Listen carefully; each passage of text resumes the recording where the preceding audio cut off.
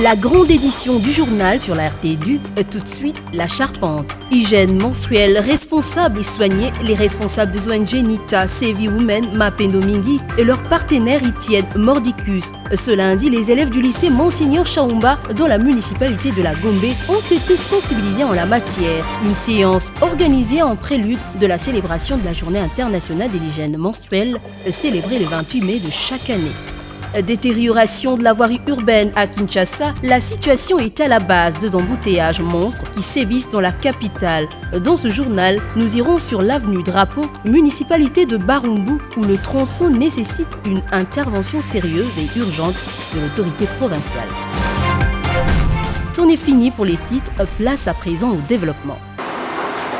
Les ONG Nita, CVY Women, Mapendo Mingi et les autres partenaires poursuivent sans désemparer la sensibilisation des élèves sur l'hygiène menstruelle. Comment calculer les cycles menstruels? Entretenir les serviettes hygiéniques? Comment les poser sur les sous-vêtements? Et autres questions sur les menstrues étaient au centre des échanges entre les responsables des ONG et les élèves du lycée Monseigneur Chaoumba de la commune de la Gombe. On a la phase ovulatoire, la phase de règles, la phase lutéale et la 4e jambe. Paulette Ngaloula, coordonnatrice de l'ONG CVY Women, donne l'importance de l'activité. Il était important pour nous de briser le règle, de briser le tabou qui règne entre les élèves, les adolescentes, en ce qui concerne les menstruations.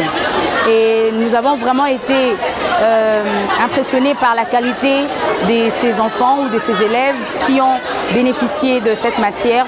Et aujourd'hui, nous sommes rassurés de cette information que nous leur avons donnée. Et nous espérons aussi, dans les jours qui suivent, nous allons relayer d'autres informations dans plusieurs autres écoles où nous n'avons pas été. Les élèves du lycée Monseigneur Chaoumba se sont dits satisfaits et édifiés par cette sensibilisation. En tant que jeune fille, nous devons commencer à parler des règles aux différentes personnes, aux parents, même à nos papas. Ils ont appris comment prendre soin de nous pendant les règles. Ils ont dit qu'on doit se laver fréquemment et ils nous ont aussi appris d'où les règles viennent. Les règles viennent des ovaires pour passer du vagin et ils nous ont appris quels sont les outils à utiliser pendant les règles et qu'est-ce qu'il faut faire, qu'est-ce qu'il ne faut pas faire. Pendant les règles, il faut se laver 3 fois et pendant les règles, il faut savoir prendre soin de soi en tant que jeune fille pour éviter les différentes infections. Il est à noter que ces activités sont organisées en prélude de la Journée internationale de l'hygiène menstruelle célébrée les 28 mai de chaque année.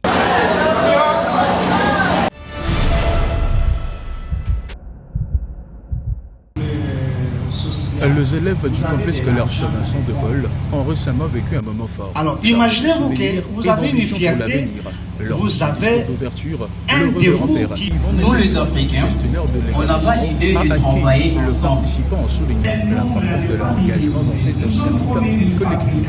Il a présenté la vision du groupe qui repose sur une base de 1006 élèves identifiés depuis 2015. Représentant le 10 premières promotions. L'objectif de cette rencontre était de poser les fondations d'une structure solide, capable de former de nouveaux leaders dans des domaines variés tels que l'éducation, l'économie, la politique et le social. Il a également encouragé ceux qui hésitent à rejoindre le collectif pour bénéficier d'une formation de qualité et d'un soutien intellectuel. Le but, il est simple. Mon souhait, c'est de partager ma vision, la vision qui est commune pour tous les anciens de ces instants, dans la dimension de pouvoir se prendre en charge politiquement, socialement, économiquement. Un comité provisoire a été constitué, composé des membres de 10 premières promotions, sous la direction de 2 porte-paroles principaux, supervisés par le révérend père Nembetois. Une commission ad hoc sera mise en place pour finaliser le démarche des ateliers et soutenir divers projets, tant collectifs qu'individuels, assurant le financement et l'encadrement des activités du collectif. Marvin Ombri, porte-parole du bureau provisoire, a délivré un message inspirant sur les perspectives d'avenir du collectif, appelant les anciens à s'engager activement dans les prochaines étapes. Je les inviterai à nous rejoindre, pouvoir bâtir ensemble cette success story. La solution serait de nous réunir de travailler ensemble, de partager l'opportunité, de partager l'expérience et que chacun se retrouve. Les discussions ont permis de soulever plusieurs préoccupations, notamment sur le mécanisme de plan entre membres et l'inclusion de ces centres gens concrets. Initiatives ont été avancées, telles que l'organisation régulière des formations sur l'entrepreneuriat, la promotion du travail collectif et le renforcement de la conscience civique au sein du groupe. La séance est clôturée par une annonce marquante du révérend Père Nembetois, la tenue de l'événement commémoratif pour célébrer les centenaires de la présence des anciens de travailler ensemble, c'est-à-dire qu'ils aient d'abord cette idée-là de travailler ensemble. Il y a même beaucoup d'exemples de plusieurs personnes qui n'ont pas. Loin de la partie théorique, la formation des professionnels des médias et de la communication en Mbandaka est entrée dans le vif du sujet. C'est ici, dans ces ateliers pratiques, que se forgent les outils de communication qui porteront les messages clés de la réforme éducative initiée par le gouvernement congolais avec l'appui de ses partenaires dans l'UNESCO. L'objectif est de transformer les enjeux complexes du projet efficace, comme le recrutement de jeunes enseignants ou l'amélioration des pratiques de classe, en contenu simple, clair et engageant pour les grands publics. Les participants apprennent les techniques de base du journalisme de développement et de la communication de proximité. C'est quelque chose qui m'a apporté un plus dans ma profession. Donc, nous avons appris beaucoup de choses, mais à la fois, mais que cela ne tienne, nous avons vraiment retenu beaucoup de choses. Et surtout que les facilitateurs nous ont permis d'avoir également les supports. Avec les supports que nous avons, nous allons commencer à exploiter ça de temps en temps et cela va permettre à ce que nous puissions perfectionner encore notre façon de travailler. La production, une étape importante, en studio ou en simulant les conditions de production sur les terrains, les participants enregistrent les premiers éléments de la future campagne, des spots courts et des maquettes de magazines radio. Ils apprennent à utiliser leur voix, à monter un son, à respecter les formats de diffusion. Normalement, la façon dont nous présentions les émissions, les magazines, donc il y a beaucoup d'imperfections et nous serons obligés de corriger d'ailleurs. Par exemple, quand des jingles, nous on avait des jingles avec des paroles de chansons là, il nous a dit que non, une radio au monde ça ne se fait pas. Nous allons corriger. Donc, il y a beaucoup de choses que nous faisions, que nous allons devoir corriger et d'ailleurs nous disons grand merci à l'UNESCO et à ces projets efficaces, car si vous n'étiez pas vous, l'équipe est venue, nous serions toujours là, continuer avec les mêmes erreurs. Et nous pensons qu'il a fait quelque chose qu'on aurait pu peut-être ne pas avoir si l'UNESCO n'était pas venu ici. Ces ateliers pratiques sont essentiels. Ils garantissent que le message de la campagne pour une meilleure éducation sera porté par des professionnels compétents capables de toucher efficacement le cœur de la population. À l'issue de cette formation, ces productions pilotes seront soumises à des tests avant leur diffusion massive, marquant le début concret de la campagne médiatique provinciale.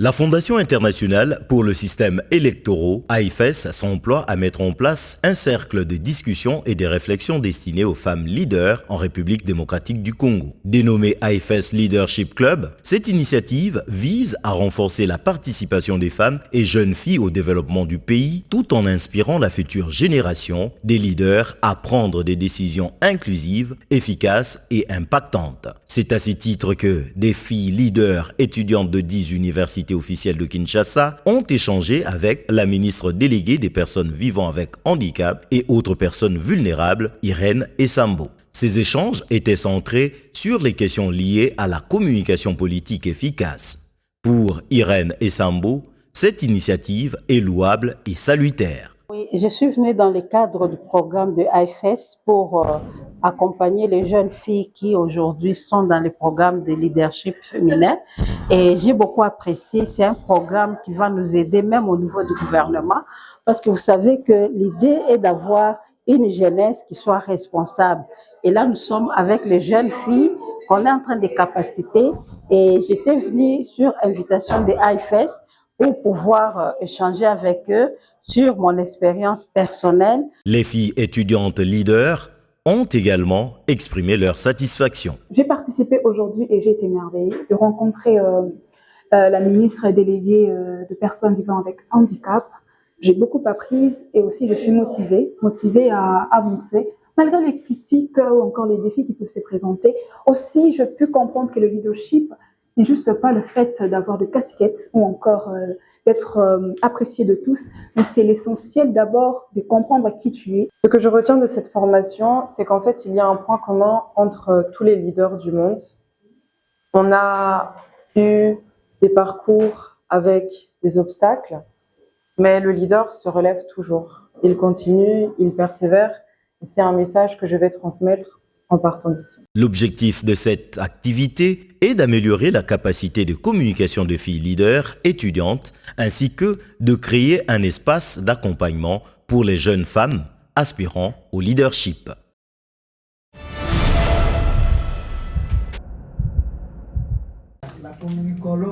Voici le nouveau vademecum de la jeunesse mondiale et congolaise en particulier.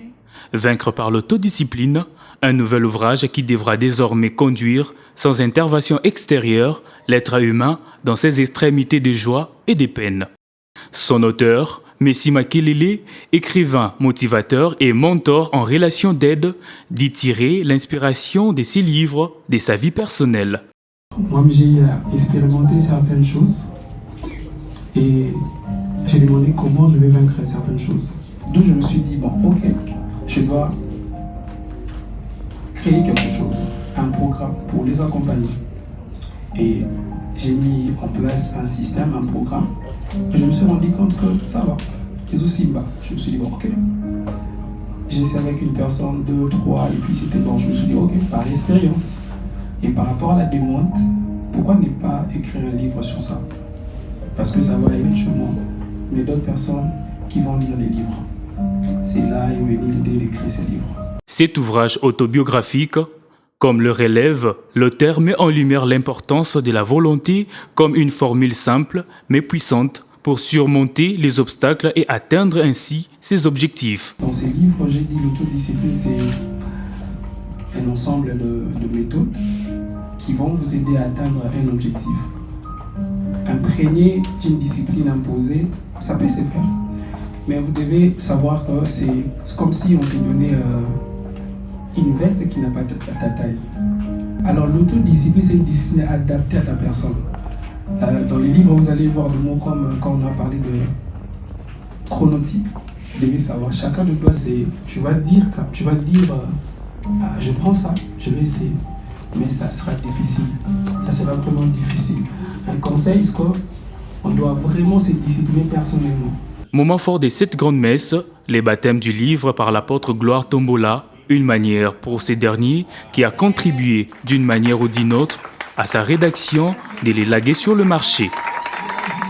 Avec un total de 139 pages, ce nouveau-né des bibliothèques est un véritable compagnon des mentorats, discret, l'objectif étant de ressortir la meilleure version de soi-même.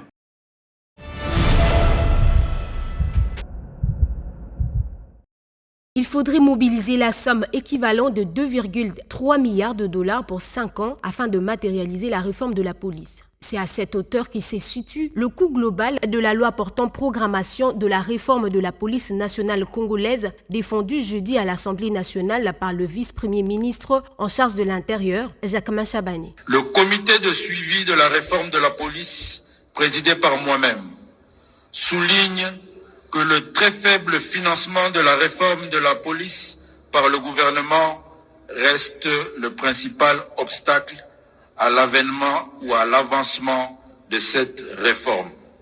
Le présent projet de loi, qui couvre la période allant de 2025 à 2029, porte sur la programmation des dépenses d'investissement, de prestations et de fonctionnement de la mise en œuvre de la réforme de la police relative au plan d'action quinquennal PAC 2, actualisé en août 2024, comprenant 3 actes stratégiques orientés sur 10 résultats, exprimant le changement attendu de la réforme de la police, à savoir 1. Le renforcement du cadre institutionnel de la police nationale congolaise.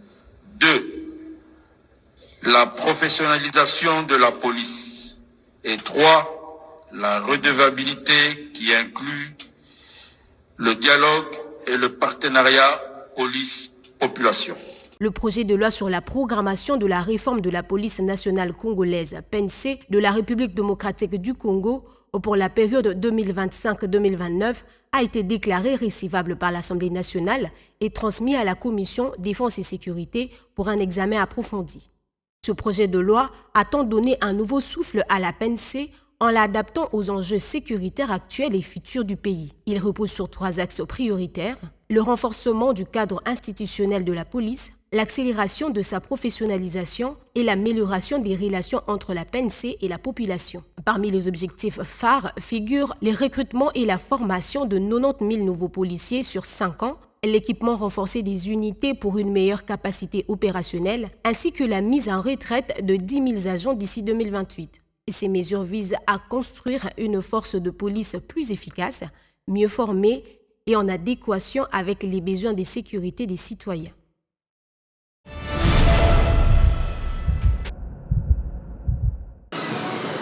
Le délabrement de routes dans la ville de Kinshasa devient un fait quotidien.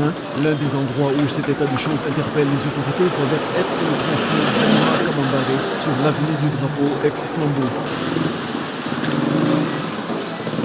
Cette artère de la ville de Kinshasa passe également devant la prison militaire de Ndolo, présente des crevasses, nids de poules et autres coupures de route, si bien qu'il est devenu très difficile d'emprunter cette route, exercice ardu pour des passagers en voiture. Des habitants abordés dans le barrage fournissent des inquiétudes. Il y a de l'eau partout ici. Il n'y a pas moyen que les gens puissent passer. Vous voyez de l'eau stagnante qui ne coule même pas. Alors, je ne sais pas vraiment quoi. Nous demandons vraiment aux autorités de venir prendre vraiment secours de cette artère. Vraiment. La route ici, c'est vraiment abîmé. Quand on a tapé le monde, même les gens, il n'y a vraiment pas moyen de passer ici. S'il y a moyen, pensez à cet endroit ici. Vous pouvez penser à ça pour arranger. Les gens puissent bien passer. Même... Ainsi, l'opération Kill aux Obonga, lancée par le gouverneur de la ville de Kinshasa, Daniel Lubaki, doit réserver à cet endroit un intérêt particulier.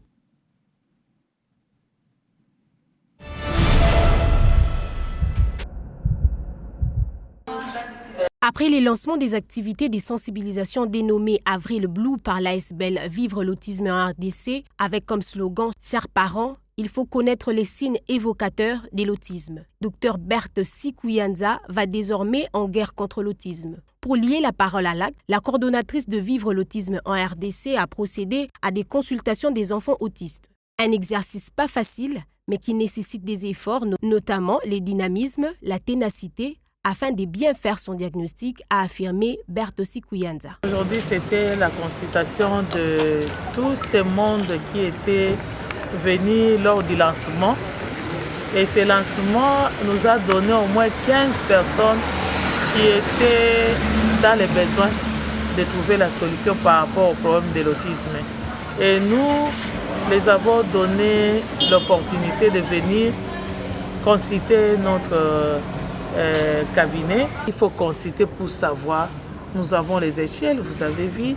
Nous avons les tests de diagnostic. Et à partir de ces tests-là, les réponses viennent des parents.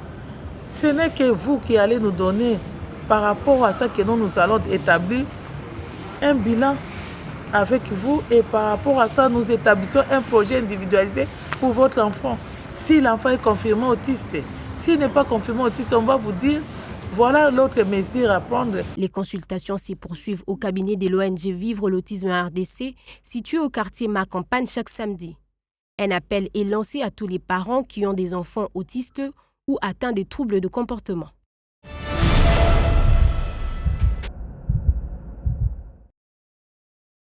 C'est à travers la bénédiction de quelques bébés, la foule et le monde entier que le pape Léon XIV a fait son entrée ce dimanche 18 mai dernier sur la place Saint-Pierre en Papa Mobile, lieu choisi pour la remise officielle de 2 symboles marqueurs de son pouvoir, à savoir le pallium, une bande de laine blanche déposée sur ses épaules, symbole de la lourde tâche qui lui incombe désormais, mais aussi l'anneau du pécheur qui fait de lui successeur de l'apôtre Pierre. Devant plusieurs fidèles et prélats catholiques, une foule compacte, une parterre des dirigeants étrangers, sans compter les représentants des gouvernements et les têtes couronnées, que le 267e successeur de Saint-Pierre a formulé un message très interpellateur à travers un vœu de l'unité et des réconciliations dans un monde déchiré par les guerres et les conflits identitaires qui frisent la cohésion sociale. Il s'y est de signaler que quelques temps forts ont émaillé ces moments inoubliables, à savoir la procession des cardinaux, la bénédiction et l'aspersion de l'eau bénite sur la foule, la liturgie à travers la lecture de l'évangile, des psaumes et des épîtres, mais surtout la remise officielle du pape Léon XIV, du pallium et de l'anneau du pécheur, deux insignes de charge pontificale qui marquent les débuts du travail. C'est donc parti, Léon XIV a débuté sa mission.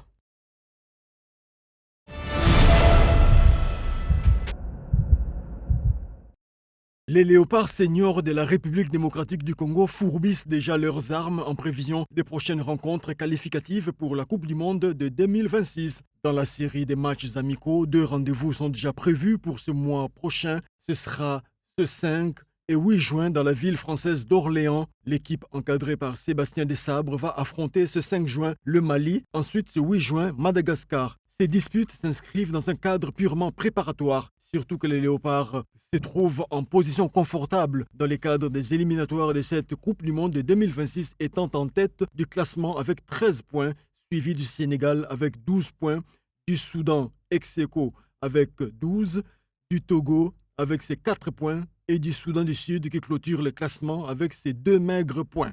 Dans la liste des Léopards rappelés pour les affrontements des 5 et 8 juin, figurent des athlètes déjà engagés à ces RICS, auxquels s'ajoutent 3 nouveaux qui ont répondu présents, notamment Aaron Wan Bissaka, Steve Kapwadi et Afimiko Pouloulou.